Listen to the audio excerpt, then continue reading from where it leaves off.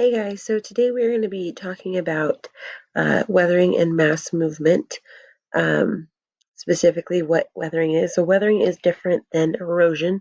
Weathering is the breaking down of rock, whereas erosion is moving it. A lot of people get them confused, but they are different, okay? Um, Weathering is physically or chemically breaking down rock.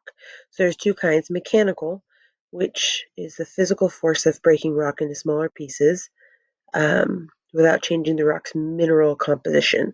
So it would be like waves crashing against a rock. It could be you taking a rock and like a geode and slamming it on the ground, breaking it in half.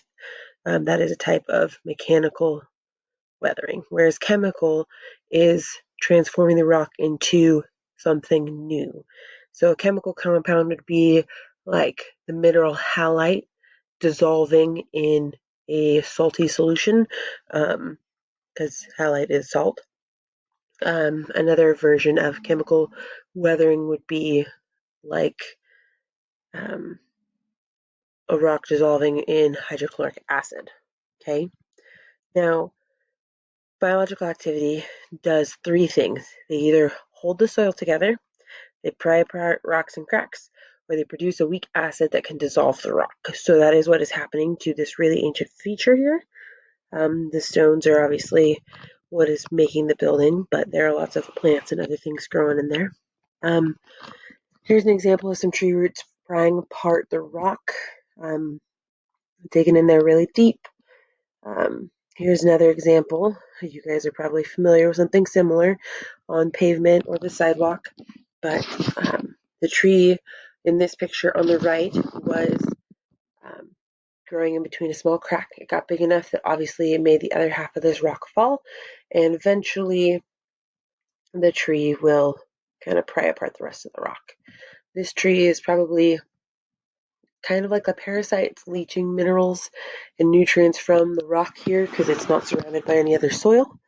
And the same thing is happening with the grass or weeds and things that grow in the sidewalk crack. Um, this is an example of um, more of that mechanical or chemical erosion of the rocks. All right, so chemical weathering is a transformation of rock into one or more compounds.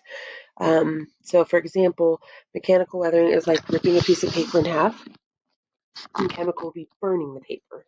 So you can crumple and you can tear the paper, and you're not changing the paper, but by setting it on fire, you are changing it from paper to carbon. Okay. Water is one of the most important, or it is the most important agent in dissolving a substance, and it's being absorbed into the atmosphere and it reacts with rocks.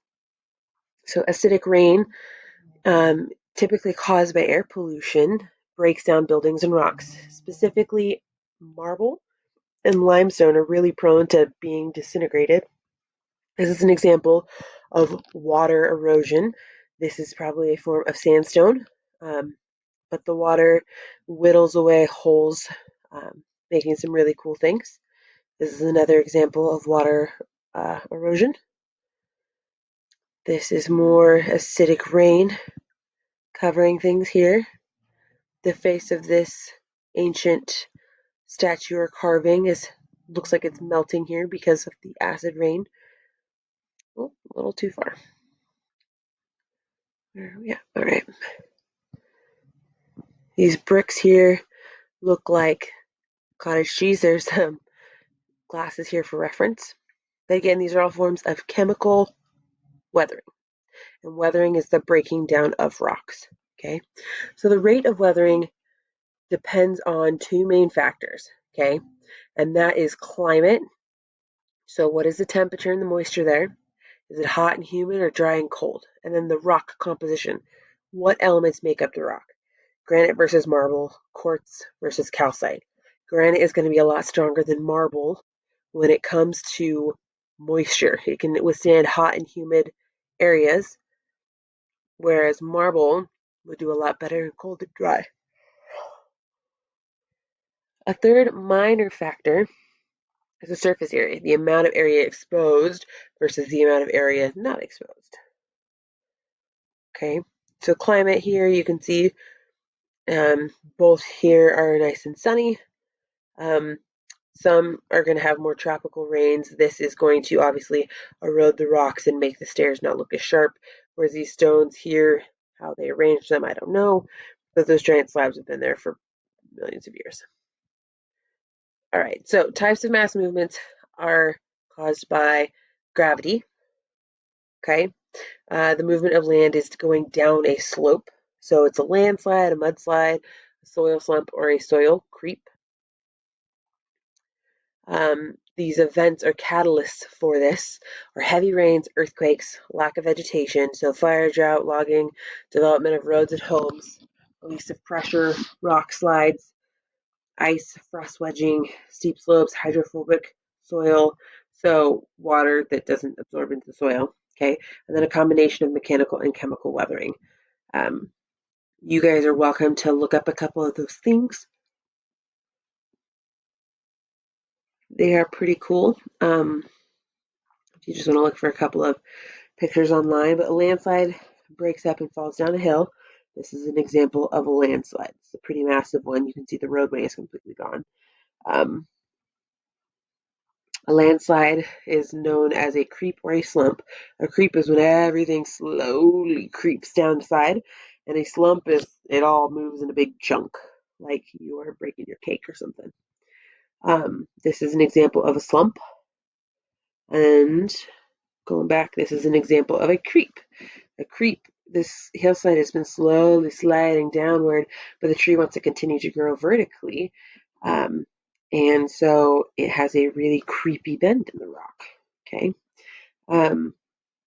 Whereas a mudslide is where the whole side of the ground that's full of lots of clay typically absorbs, because clay absorbs moisture, it creates a mud and it flows down the hill. This process can also be called liquefaction.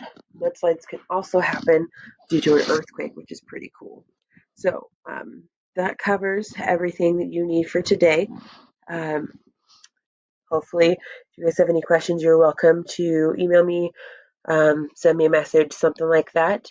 But we are taking notes again on weathering today.